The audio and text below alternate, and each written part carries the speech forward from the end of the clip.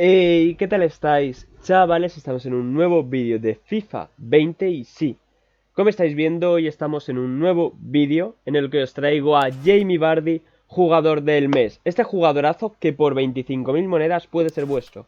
Lo malo, que tiene 3 de pierna mala y 3 de skills. Pero oye, como revulsivo, seguramente me lo haga con jugadores intransferibles. Porque 92 de ritmo, 85 de tiro, 69 de pase es lo que falla, 80 de regate y 79 de físico. Si le subieras el tiro y el regate... Bueno, el regate yo no le subiría, yo creo. Tal vez le subiría el tiro seguro. Y lo mismo el pase, para que no fuera tan malo en pase, pero bueno. Esa pasará la solución. Y por cierto, si me oís un poco raro, es porque estoy configurando el micrófono, que he tenido unos problemillas, por eso no he podido traer vídeos últimamente.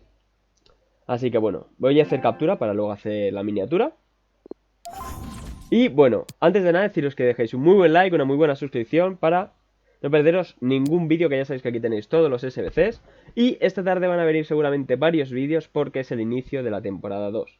Así que empezamos por Kevin Volland, Gundogan, Demirbay, Kedira, Suso, Biglia, Pavlenka, Acerbi, Rugani, Fabián y Perin. Esto vale unas 24.000 monedas. Y deciros que, por ejemplo, si tenéis un jugador cualquiera de 84 en el club, pues podéis ponerlo en vez de este Pavlenka. O si tenéis uno de 83 de la liga italiana, como por ejemplo... Bueno, tiene que ser, creo que tiene que ser español o del Milan, porque si no, no te da la química con Suso. Por ejemplo, Fabián, pues ahí lo podéis poner.